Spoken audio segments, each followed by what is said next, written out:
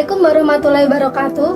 Pada kesempatan kali ini, kami dari kelompok 6 akan menjelaskan materi mengenai acara pemeriksaan perkara pidana. Nah, dalam sistem hukum acara pidana di Indonesia, terdapat 3 jenis acara pemeriksaan. Yang pertama, acara pemeriksaan biasa yang digunakan untuk perkara dengan proses pembuktian lebih lengkap dan juga kompleks. Yang kedua, ada acara pemeriksaan singkat yang digunakan untuk perkara dengan proses pembuktian yang lebih mudah dan sederhana. Dan yang terakhir, ada acara pemeriksaan cepat yang digunakan untuk tindak pidana ringan atau pelanggaran tertentu. Nah, pada video kali ini kami akan lebih berfokus untuk menjelaskan mengenai acara pemeriksaan biasa. Tetapi kami juga akan menjelaskan sedikit mengenai acara pemeriksaan cepat dan juga acara pemeriksaan singkat. Nah, untuk penjelasan lebih lanjut akan diuraikan oleh anggota kelompok kami secara bertahap.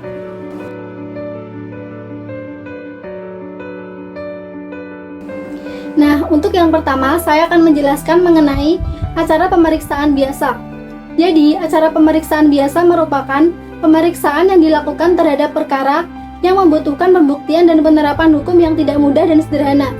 Dengan kata lain, acara pemeriksaan biasa diterapkan pada perkara pidana yang membutuhkan pemeriksaan lebih lengkap di persidangan karena tingkat kesulitannya yang cukup tinggi.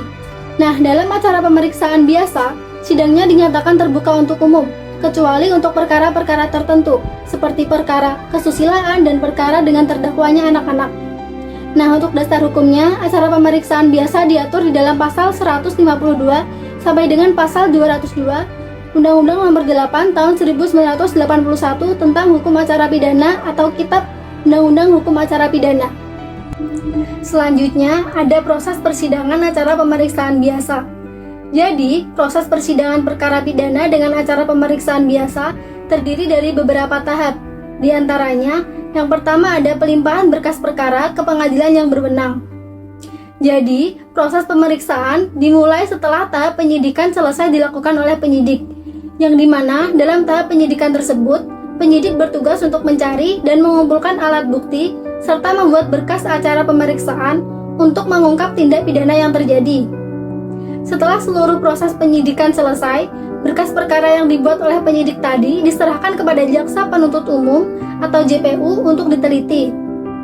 Kemudian, jaksa akan memeriksa apakah syarat formil dan juga syarat material dalam berkas perkara tersebut telah memenuhi syarat atau belum.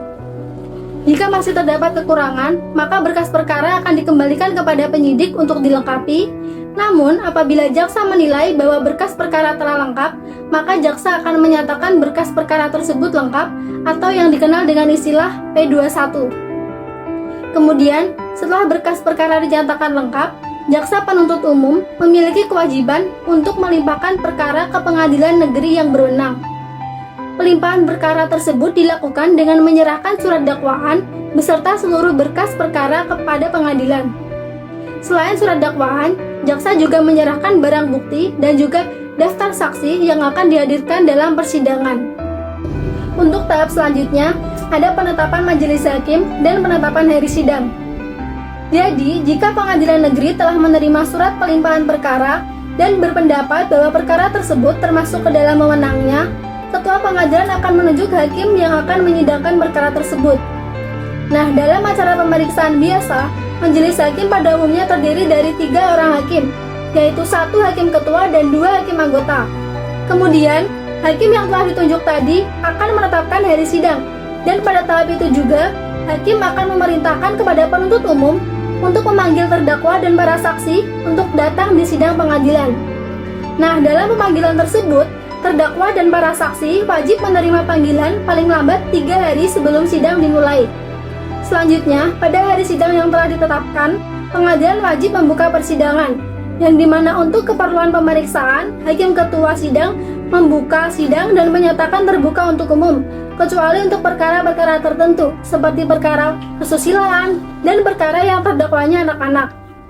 Nah, setelah sidang dibuka, hakim ketua akan memeriksa identitas terdakwa untuk memastikan bahwa orang yang dihadapkan ke persidangan benar merupakan terdakwa dalam perkara tersebut. Nah, pemeriksaan identitas meliputi nama lengkap, tempat tanggal lahir, umur, jenis kelamin, kebangsaan, agama, pekerjaan, dan alamat terdakwa. Setelah memeriksa identitas, hakim juga mengingatkan kepada terdakwa agar memperhatikan seluruh hal yang dilihat, didengar, dan yang terjadi selama proses persidangan berlangsung. Nah, setelah pemeriksaan identitas terdakwa selesai dilakukan, tahap berikutnya dalam acara pemeriksaan biasa adalah pembacaan surat dakwaan oleh Jaksa Penuntut Umum atau JPU, yang dimana surat dakwaan tersebut kurang lebih berisi identitas terdakwa, uraian mengenai tindak pidana yang didakwakan, serta waktu dan tempat terjadinya tindak pidana. Oleh karena itu, surat dakwaan harus dibuat secara jelas, cermat, dan lengkap agar tidak menimbulkan keraguan atau kesalahan dalam proses pemeriksaan perkara pidana. Nah, pada saat pemeriksaan, Jaksa Penuntut Umum membacakan surat dakwaan di hadapan majelis hakim, terdakwa, penasihat hukum, dan para pihak yang hadir di persidangan.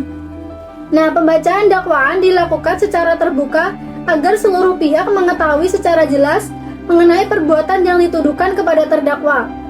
Setelah pembacaan surat dakwaan selesai dibacakan, hakim ketua akan menanyakan kepada terdakwa apakah ia telah memahami isi dakwaan tersebut atau belum. Apabila terdakwa menyatakan tidak memahami isi surat dakwaan, maka atas permintaan hakim, Jaksa Penuntut Umum wajib memberikan penjelasan yang diperlukan mengenai isi dakwaan tersebut.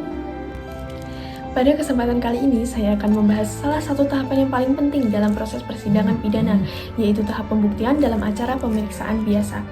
Tahap pembuktian ini sangat menentukan karena disinilah hakim menilai apakah terdakwa benar melakukan tindak pidana atau tidak berdasarkan alat bukti yang sah.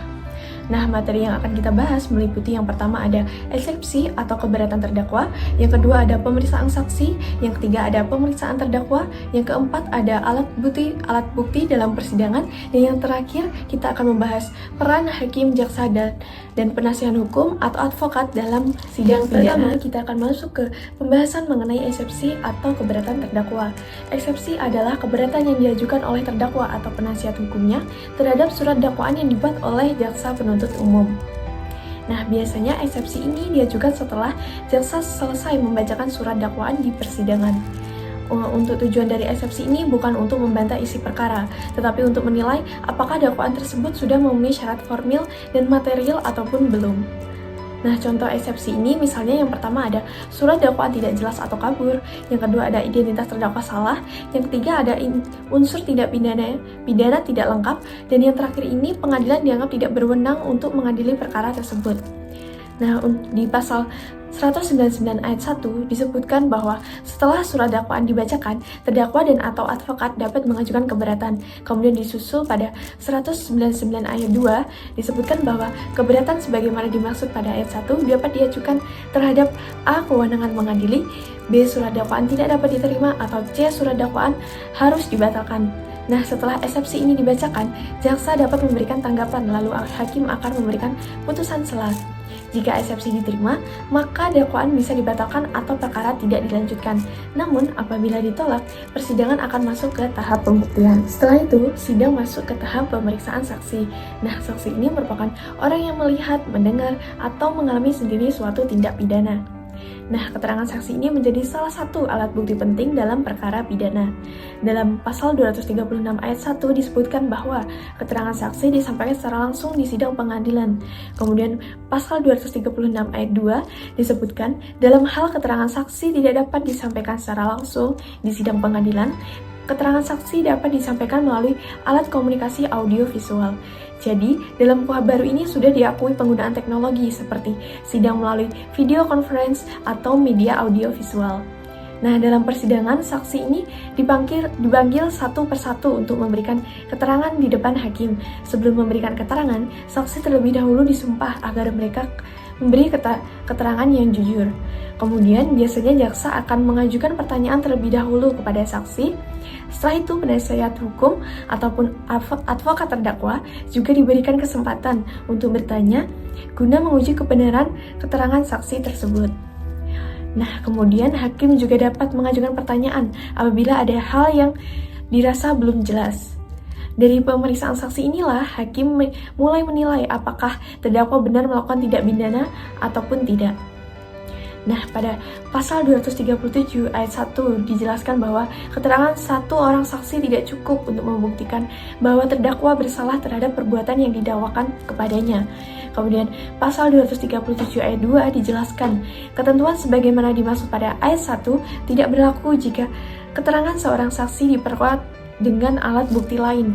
Nah, prinsip ini tuh dikenal dengan istilah unus testis nullus testis, yang berarti satu saksi bukanlah saksi. Kemudian selanjutnya ada pemeriksaan terdakwa. Pada tahap ini, hakim menanyakan langsung kepada terdakwa mengenai identitas, kronologi, kejadian, dan hal-hal yang berkaitan dengan tindak pidana yang didakwakan. Nah, pada pasal 240 ayat 1 disebutkan bahwa keterangan terdakwa merupakan segala hal yang dinyatakan oleh terdakwa dalam pemeriksaan di sidang pengadilan mengenai perbuatan yang dilakukan atau diketahui sendiri atau dialami sendiri. Kemudian pasal 240 ayat 3 disebutkan bahwa keterangan terdakwa hanya dapat digunakan terhadap dirinya sendiri. Kemudian disusul pada ayat 4 disebutkan keterangan terdakwa saja tidak cukup untuk membuktikan bahwa terdakwa ini bersalah melakukan perbuatan yang didakwakan kepadanya, melainkan harus disertai dengan alat bukti yang sah lainnya. Nah, dalam pemeriksaan ini, terdakwa memiliki hak untuk memberikan keterangan secara bebas tanpa tekanan. Terdakwa juga berhak untuk didampingi penasihat hukum atau advokat selama persidangan berlangsung. Nah, untuk tujuan pemeriksaan terdakwa ini adalah yang pertama ada mencocokkan fakta, kemudian menguji keterangan saksi, dan membantu hakim menemukan kebenaran material. Karena itu, hakim tidak boleh memaksa terdakwa mengaku bersalah. Selanjutnya, kita akan membahas alat bukti dalam persidangan. Dalam hukum acara pidana ini, hakim tidak boleh menjatuhkan pidana tanpa adanya alat bukti yang sah. Pada pasal 235 ayat 1 dijelaskan bahwa alat bukti terdiri atas A. Keterangan saksi, B. Keterangan ahli, C. Surat, D. Keterangan terdakwa, E. Barang bukti, F. Bukti elektronik, G. Pengamatan hakim, dan H. Segala sesuatu yang dapat digunakan untuk kepentingan pembuktian pada pemeriksaan di sidang pengadilan sepanjang diperoleh secara tidak melawan hukum. Nah, pada pasal 235 ayat 3 dijelaskan bahwa alat bukti harus dibuktikan autentikasinya dan diperoleh secara tidak melawan hukum. Kemudian pasal 235 ayat 5 dijelaskan bahwa alat bukti yang dinyatakan tidak autentik dan atau tidak diperoleh secara melawan hukum tidak dapat digunakan sebagai alat bukti. Nah, KUHP baru ini memperluas alat bukti dengan mengakui bukti elektronik seperti chat, email, rekaman CCTV, hingga data digital lainnya. Namun, seluruh alat bukti tetap harus diperoleh sah dan tidak melawan hukum. Nah, dalam persidangan pidana, ada 3 pihak utama yang memiliki peran sangat penting. Yang pertama ada peran hakim. Nah, hakim ini bertugas memimpin jalannya persidangan, menjaga ketertiban, memeriksa alat bukti, serta nantinya akan menjatuhkan putusan secara adil dan juga objektif. Nah, pada pasal 24 ayat 1 Undang-Undang 1945 disebutkan bahwa kekuasaan kehakiman merupakan kekuasaan yang merdeka untuk menyelenggarakan peradilan guna menegakkan hukum dan keadilan. Kemudian KUHP baru pada pasal 216 ayat 3 dijelaskan bahwa hakim ketua sidang dapat membacakan atau memperlihatkan surat atau berita acara kepada terdakwa atau saksi dan meminta keterangan yang diperlukan. Nah, jadi hakim ini harus bersikap netral dan juga tidak memihak. Nah, selanjutnya ada jaksa penuntut umum ataupun JPU. Nah, tugas JPU ini meliputi yang pertama ada membacakan dakwaan, menghadirkan saksi dan alat bukti, melakukan pemeriksaan, serta menyampaikan tuntutan pidana. Nah, pada pasal 201 ayat 1 KUHP dijelaskan bahwa pada hari dan tanggal sidang pemeriksaan, penuntut umum, terdakwa, dan atau advokat terdakwa menghadirkan saksi dan atau ahli untuk didengar keterangannya. Nah, dalam persidangan ini, jaksa berperan mewakili negara untuk menuntut pelaku tindak pidana. Nah, untuk yang terakhir ini ada penasihat hukum atau advokat terdakwa. Nah, penasihat hukum ini bertugas antara lain yang pertama ada mendampingi terdakwa, kemudian memberikan pembelaan, yang ketiga ada menguji alat bukti dan dakwaan jaksa, dan yang terakhir adalah memastikan hak-hak terdakwa ini tetap terlindungi. Nah, KUHP baru pada pasal 199 ayat 1 yang sudah saya jelaskan tadi menyebutkan bahwa setelah surat dakwaan dibacakan, terdakwa dan atau advokat dapat mengajukan keberatan. Nah, keberadaan penasihat hukum ini sangat penting agar proses peradilan berjalan adil dan tidak melanggar hak asasi terdakwa. Oke, baik, selanjutnya di sini saya akan menjelaskan acara pemeriksaan biasa pada tahap akhir.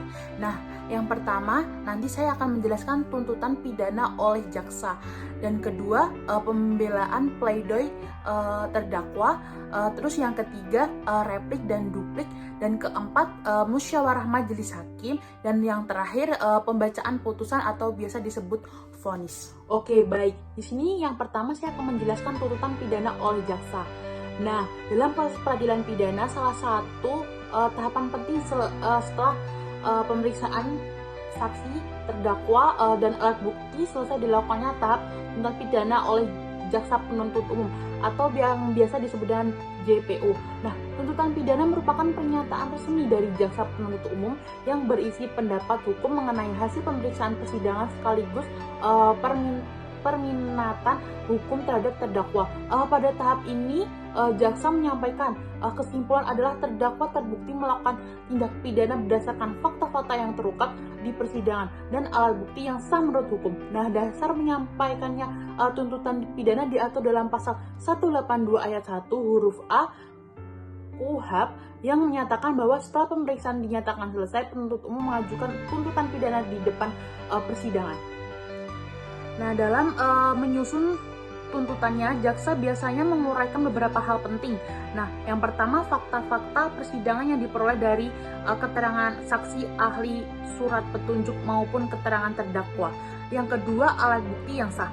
Sesuai ketentuan hukum acara pidana, ketiga, analisis unsur-unsur tindak pidana untuk membuktikan apakah seluruh unsur pasal yang didakwakan itu telah terpenuhi. Nah, akhirnya selain itu, jaksa mempertimbangkan hal-hal yang memberatkan dan atau mengenalkan terdakwa sebelum akhirnya meminta dan lamanya pidana kepada majelis hakim. Nah, seluruh analisis dalam tuntutan pidana harus mengacu pada surat dakwaan yang sebelumnya telah dibacakan di dalam persidangan. Ketentuan mengenai surat dakwaan ini diatur dalam pasal 143 KUHP. Surat dakwaan menjadi dasar pemeriksaan perkara pidana dan menjadi batas bagi hakim dalam memeriksa serta memutus perkara. Tuntutan pidana juga merupakan bentuk pelaksana asas dominus litis.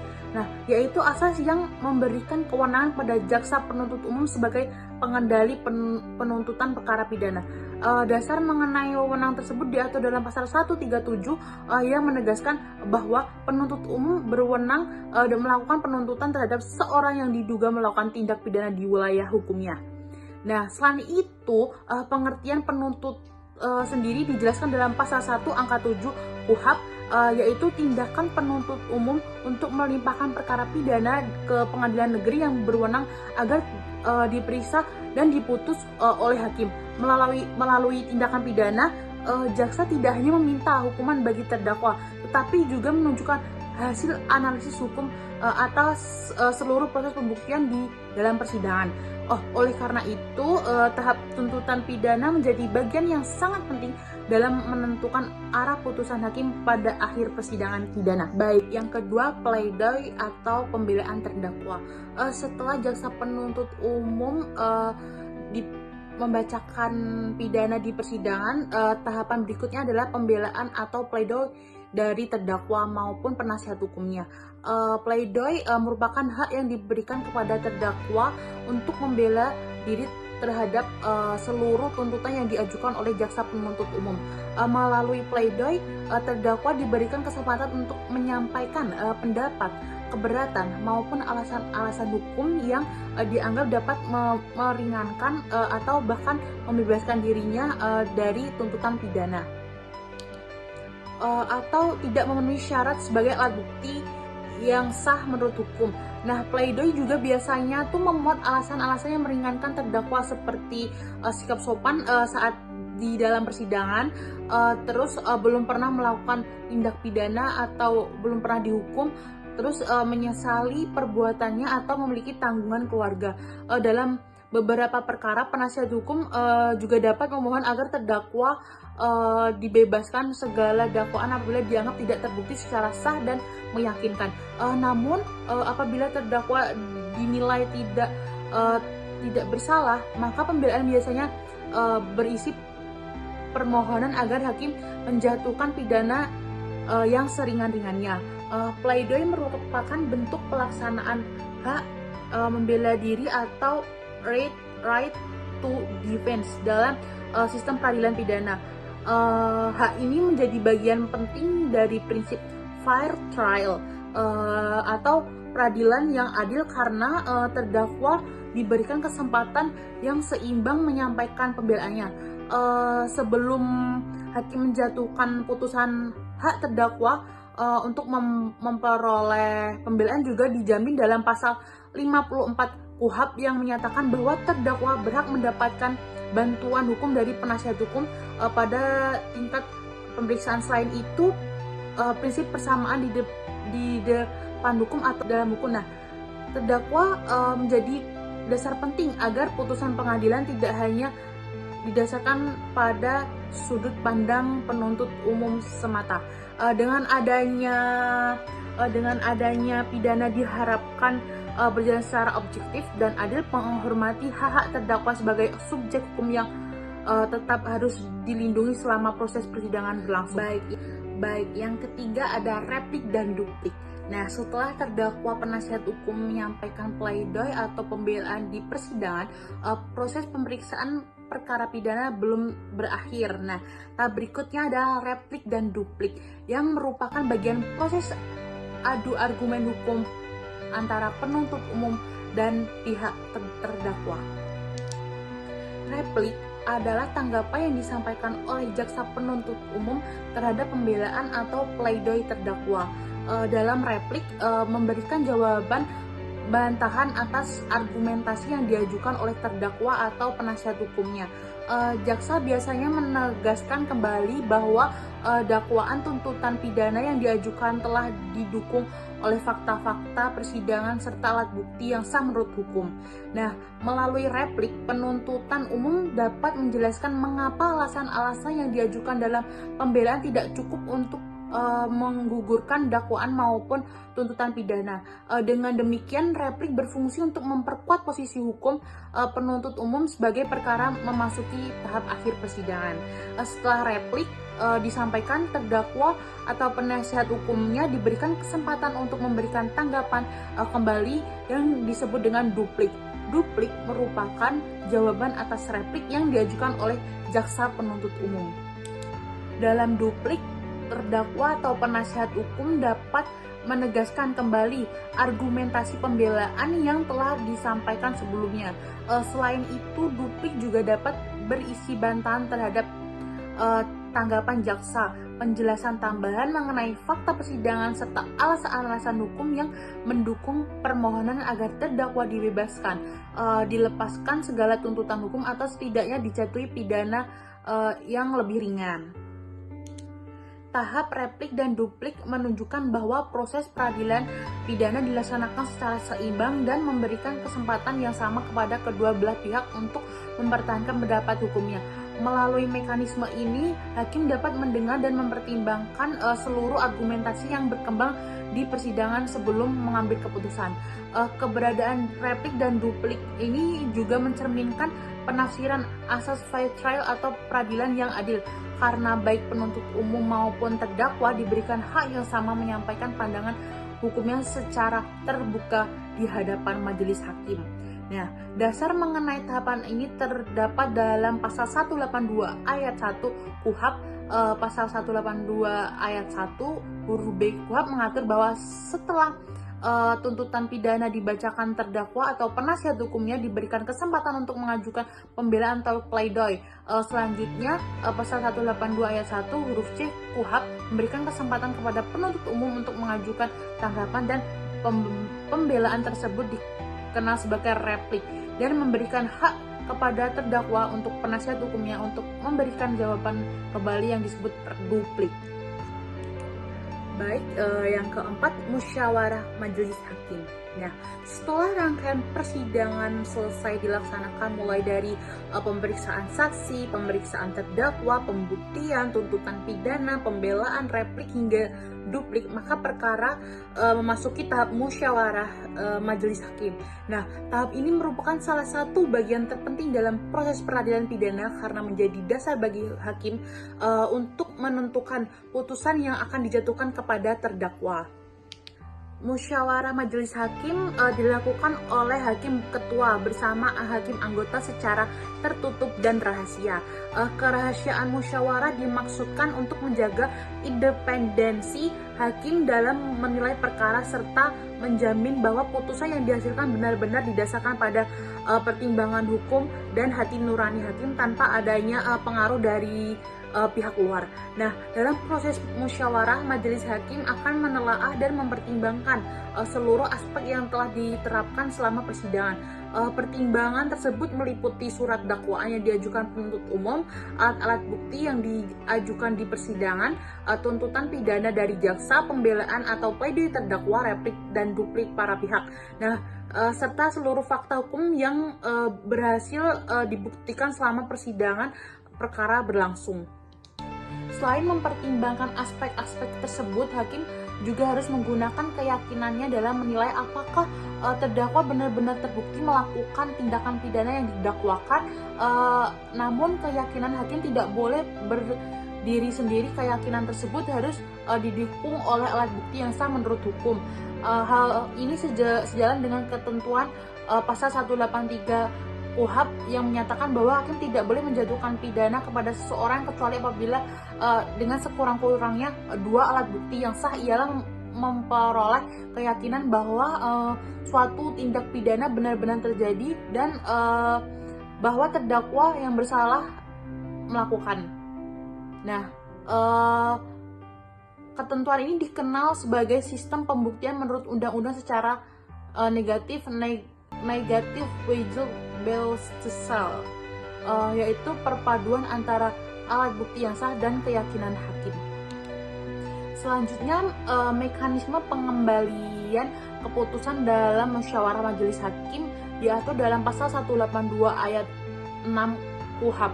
Pada prinsipnya putusan diupayakan melalui musyawarah untuk mencapai mufakat.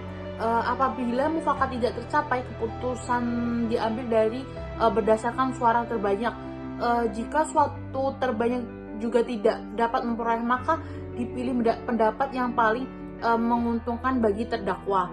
Nah, berdasarkan hasil musyawarah tersebut, hakim dapat menjatuhkan beberapa jenis putusan. Apabila hakim berpendapat bahwa seluruh unsur tindak pidana tidak terbukti secara sah dan meyakinkan, maka terdakwa dapat dijatuhi pidana sesuai ketentuan hukum yang berlaku. Namun apabila kesalahan terdakwa tidak terbukti secara sah dan meyakinkan, hakim dapat menjatuhkan putusan bebas sebagaimana diatur pasal 191 ayat 1 KUHP. Nah, selain itu, apabila perbuatan yang didakwakan terbukti dilakukan oleh terdakwa tetapi perbuatan tersebut bukan merupakan tindakan pidana atau terdapat alasan yang menghapuskan pemidanaan, hakim dapat menjatuhkan putusan lepas dari segala tuntutan umum sebagaimana diatur dalam pasal 191 ayat 2 KUHP. Dengan demikian, musyawarah majelis hakim merupakan tahap yang menentukan dalam proses peradilan pidana. Melalui musyawarah ini, hakim melakukan penilaian secara menyeluruh terhadap seluruh fakta dan bukti yang ada, sehingga putusan yang dihasilkan dapat mencerminkan keadilan, kepastian hukum, dan kebenaran material. Baik, yang kelima, tahapan vonis. Tahapan terakhir dalam acara pemeriksaan biasa perkara pidana adalah pembacaan putusan atau vonis oleh majelis hakim. Putusan merupakan hasil dari seluruh ringkasan proses persidangan yang telah dilaksanakan mulai dari pembacaan dakwaan, pemeriksaan alat bukti, tuntutan pidana, pembelaan, replik dan duplik hingga musyawarah majelis hakim. Nah, pembacaan putusan dilakukan dalam sidang yang terbuka untuk umum. Prinsip keterbukaan ini merupakan salah satu jaminan bahwa proses peradilan dilaksanakan secara transparan dan dapat diawasi oleh masyarakat. Oleh karena itu, putusan tidak diucapkan dalam sidang terbuka untuk umum dapat mengakibatkan putusan tersebut batal demi hukum. dasar hukum dari pembacaan putusan dalam sidang terbuka untuk umum diatur dalam pasal 195 KUHP yang menyatakan bahwa semua putusan pengadilan hanya sah dan mempunyai kekuatan hukum apabila diucapkan dalam sidang terbuka untuk umum. Nah, pada saat membacakan putusan, majelis hakim akan menguraikan berbagai hal penting yang menjadi dasar penjatuhan putusan. Yang pertama, identitas terdakwa sebagai pihak yang diperiksa dalam perkara tersebut. Kedua, uraian mengenai fakta-fakta yang terbukti selama persidangan berdasarkan alat bukti yang sah. Dan yang ketiga, pertimbangan hukum hakim yang menjelaskan alasan mengapa terdakwa dinyatakan bersalah atau tidak bersalah. Keempat, amar putusan yang berisi pernyataan resmi mengenai hasil pemeriksaan perkara. Kelima, jenis pidana atau tindakan yang dijatuhkan kepada terdakwa apabila terdakwa ini dinyatakan terbukti bersalah. Mengenai isi putusan, pasal 91 ayat 1 KUHP mengatur bahwa putusan pemindanaan harus memuat berbagai unsur penting, antara lain identitas terdakwa, dakwaan mempertimbangkan mengenai fakta dan keadaan yang diperoleh dari pemeriksaan persidangan, pertimbangan hukum yang menjadi dasar putusan pasal peraturan perundang-undangan yang digunakan serta amar atau diktum putusan.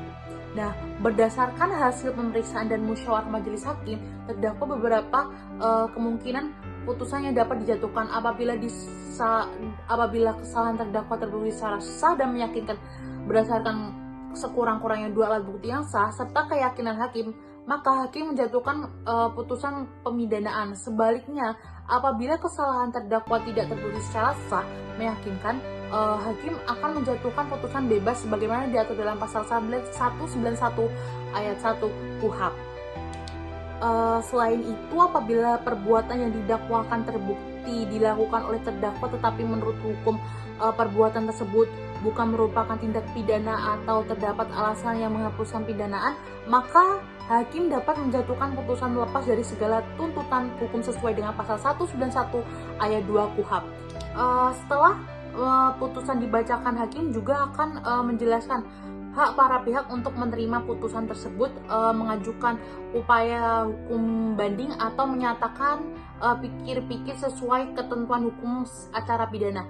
Dengan demikian, pembacaan putusan tidak hanya menjadi akhir dari proses pemeriksaan perkara di tingkat pertama, tetapi juga menjadi penentu nasib hukum terdakwa berdasarkan fakta, bukti, dan pertimbangan hukum yang telah dinilai secara objektif oleh majelis hakim. Selanjutnya, jenis putusan hakim. Nah, di sini saya akan menyebutkan ada 5 jenis putusan hakim. Nah, yang pertama, putusan hakim pemidanaan. Putusan pemidanaan adalah putusan yang dijatuhkan apabila majelis hakim berpendapat bahwa terdakwa terbukti secara sah dan meyakinkan melakukan pidana yang didakwakan oleh hakim. Nah, dalam putusan ini hakim menjatuhkan pidana kepada terdakwa sesuai dengan ketentuan peraturan perundang-undangan yang berlaku. Nah, agar pemutusan pemidanaan dapat dijatuhkan, hakim harus memperoleh keyakinan berdasarkan sekurang-kurangnya 2 alat bukti yang sah, bahwa tindakan pidana benar-benar terjadi dan terdakwalah pelakunya. Nah, dasar hukum pada putusan pemidanaan ini pada pasal 183 KUHP dan pasal 93 ayat 1 KUHP. Nah, yang kedua ada putusan bebas. Nah, putusan bebas adalah putusan yang dijatuhkan apabila dari hasil pemeriksaan persidangan kesalahan terdakwa tidak terbukti secara sah dan meyakinkan.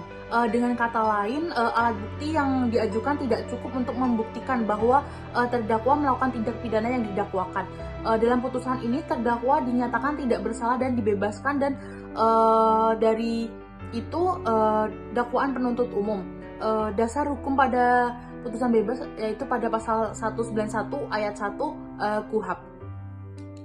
Yang ketiga, putusan lepas dari segala tuntutan hukum.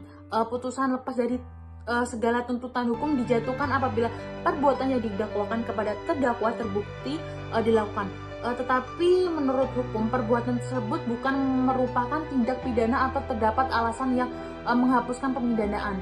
Artinya fakta perbuatannya terbukti namun terdakwa tidak dapat dipidana karena adanya alasan pembenar atau alasan pemaaf yang diakui hukum. Dasar hukum pada putusan ini terdapat pada pasal 191 ayat 2 KUHP. Yang kelima ada putusan tidak berwenang mengadili. Nah, putusan ini dijatuhkan apabila pengadilan berpendapat bahwa perkara yang diperiksa bukan merupakan kewenangannya, baik karena kewenangan absolut maupun kewenangan relatif. Nah, dalam keadaan tersebut, hakim tidak memeriksa pokok perkara lebih lanjut, menyatakan pengadilan tidak berwenang untuk mengadili perkara tersebut. Nah, dasar hukum pada putusan tidak berwenang mengadili pada pasal 156 ayat 1 KUHP. Nah, yang kelima ini putusan yang berupa tindakan. Selain menjatuhkan pidana dalam keadaan tertentu, hakim dapat menjatuhkan tindakan material. Tindakan merupakan upaya yang tidak menekankan pada pembinaan, perawatan, rehabilitasi atau perlindungan masyarakat daripada memberikan hukuman. Contohnya adalah perintah rehabilitasi bagi penyalahgunaan narkotika atau narkoba, tindakan pembinaan tidak terhadap anak yang berhadapan dengan hukum.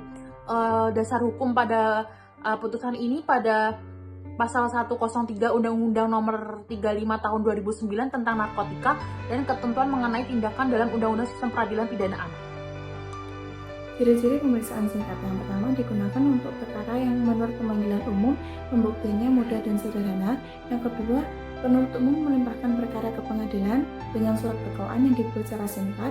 Yang ketiga, hakim memutus dan memeriksa dengan hakim tunggal. Yang keempat, berita acara pemeriksaan BAP yang dibuat tidak perlu secara lengkap. Yang keempat, hakim dapat langsung menjatuhkan hukuman tanpa proses panjang. Yang terakhir, tetap ada upaya banding sifat pemeriksaan singkat. Yang pertama, pembuktian dan penerapan hukumnya mudah dan bersifat sederhana. Yang pertama, sederhana. Pemeriksaan perkara tidak memerlukan waktu yang lama dan biasanya dapat diputus 1 atau 2 kali sidang. Oleh karena itu, dapat disebut sebagai perkara yang bersifat sederhana. Yang kedua, pembuktian serta penerapan hukumnya mudah. Terdakwa telah mengakui perbuatannya saat penyidikan dan pengakuan tersebut didukung oleh alat bukti yang sah. Sementara itu, tindak pidana yang didakwakan juga sederhana dan mudah diperiksa. Yang ketiga, ancaman maupun hukuman dijatuhkan tidak berat. Dalam hal ini, hanya menjelaskan dalam praktik peradilan dalam acara pemeriksaan singkat yang diperkirakan dipidana tidak lebih dari 3 tahun penjara dengan ancaman pidana di atas 3 bulan atau denda sebesar 7.500. Pemeriksaan singkat berdasarkan pasal 203 sampai 204 KUHP berikut tahapan prosesnya. Yang pertama, pelimpahan perkara. Jaksa melimpahkan perkara ke pengadilan negeri dengan surat dakwaan singkat karena dinilai mudah dibuktikan. Yang kedua, penetapan sidang ketua PN, menetapkan hari sidang, diperiksa oleh hakim tunggal. Yang ketiga, pembukaan sidang, hakim membuka sidang, memeriksa identitas terdakwa, jaksa membacakan dakwaan. Yang keempat, eksepsi jika ada, terdakwa atau penasihat hukum dapat mengajukan keberatan atas dakwaan. Yang kelima, pemeriksaan pokok perkara, pemeriksaan saksi meringankan terdakwa, lalu barang bukti. Yang keenam, tuntutan, jaksa membacakan surat tuntutan pidana requisitoir. Yang tujuh, pembelaan terdakwa menyampaikan pledoi, jaksa replik, terdakwa duplik. Yang delapan, putusan hakim menjatuhkan putusan bebas, lepas, atau pemidanaan dicatat dalam register perkara. Yang terakhir, upaya hukum jaksa atau terdakwa dapat mengajukan banding jika tidak kasus puas. Acara pemeriksaan singkat. Contoh kasus yang diperiksa dengan acara pemeriksaan singkat dapat kita lihat dalam putusan Pengadilan Negeri Surabaya nomor 17 garing pidana singkat garing 2009 garing Pengadilan Negeri Surabaya, di mana terdakwa telah terbukti secara sah dan meyakinkan bersalah telah melakukan perbuatan pidana penadahan. Kasus tersebut diperiksa dengan acara pemeriksaan singkat dan majelis hakim telah menjatuhkan putusan yaitu menghukum terdakwa dengan pidana penjara 5 bulan. Biasa dan pemeriksaan singkat. Acara pemeriksaan biasa, perkara rumit dan memerlukan pembuktian mendalam. Yang kedua, memerlukan waktu yang lebih lama dan beberapa kali sidang. Yang ketiga, dilakukan secara lengkap dan rinci. Yang keempat, dibuat secara lengkap dan formal. Yang kelima, umumnya untuk pidana berat. Yang keenam, diperiksa oleh majelis hakim. Yang ketujuh, mengungkap secara menyeluruh. Dan yang terakhir, diatur dalam pasal 152 sampai 202 KUHP. Sedangkan dalam acara pemeriksaan singkat, Yang pertama itu perkara sederhana dan mudah dibuktikan. Yang kedua, berlangsung cepat atau dapat selesai dalam 1 atau 2 kali sidang. Yang ketiga, dilakukan secara sederhana dan ringkas. Yang keempat, dibuat lebih sederhana dan singkat atau ringkas. Yang keempat, biasanya diperkirakan tidak melebihi 3 tahun penjara. Yang kelima, dapat diperiksa oleh hakim tunggal. Yang ketujuh, mempercepat penyelesaian perkara sederhana. Dan yang terakhir, diatur dalam pasal 203 KUHP. Oke, di sini saya akan menjelaskan apa itu pemeriksaan cepat dalam hukum pidana. Pemeriksaan cepat ini merupakan proses penyelesaian perkara pidana yang dilakukan secara sederhana dan singkat. Pemeriksaan ini biasanya juga digunakan untuk tindak pidana ringan dan pelanggaran lalu lintas. Dalam sidang, seperti dalam sidang, hakim langsung memeriksa perkara dan menjatuhkan putusan pada hari yang sama, agar tercipta proses yang efektif dan efisien. Jenis-jenisnya itu ada 2. Yang pertama itu ada pemeriksaan tindak pidana ringan yang biasa disebut dengan tripping. Pemeriksaan tripping ini diatur dalam pasal 205 KUHP yang digunakan untuk perkara dengan ancaman pidana ringan, seperti contohnya pencurian ringan, penganiayaan ringan, dan penghinaan ringan. Ciri-cirinya yaitu hakim tunggal, proses sederhana, dan putusan itu sangat cepat. Yang kedua itu ada pemeriksaan pelanggaran, yang dimana prosesnya atau pasal hukum yang mengatur ada di pasal 211 sampai 216 KUHP. Contohnya itu ya tidak memakai helm, tidak membawa SIM, melanggar lampu lalu lintas. Yang prosesnya yaitu yang pertama yang polisi melakukan tilang, selanjutnya pelanggaran yang mengikuti sidang, si pelanggar yang mengikuti sidang, selanjutnya hakim menentukan denda. Prosesnya sidangnya itu juga begitu cepat. Perkaranya diajukan ke pengadilan, selanjutnya hakim memeriksa identitas terdakwa, selanjutnya mendengarkan keterangan terdakwa dan saksi, terdakwa sampai saksi, dan selanjutnya hakim itu menjatuhkan putusan secara cepat. Selanjutnya ada upaya hukum. Upaya hukum itu diberikan untuk menjamin keadilan bagi para pihak. Dalam proses peradilan pidana, bentuk hukumnya itu meliputi 3 bagian. Yang pertama ada banding, yang kedua kasasi, yang ketiga peninjauan kembali. Dengan adanya pemeriksaan cepat ini juga upaya hukum diharapkan proses peradilannya itu dapat berjalan lancar, efektif, namun tetap menjunjung tinggi rasa keadilan dan kepastian hukum. Yang pertama itu ada banding, yang merupakan upaya hukum yang diatur dalam pasal 67 KUHP, dapat diajukan apabila terdakwa maupun jaksa penuntut umum merasa tidak puas terhadap putusan pengadilan tingkat pertama yang melalui banding ini. Perkara ini akan diperiksa kembali oleh pengadilan tinggi untuk menilai fakta-fakta persidangan serta penerapan hukum yang telah diputus sebelumnya. Tujuan dari banding ini juga ada agar putusan yang dijatuhkan benar-benar mencerminkan keadilan kepastian hukum.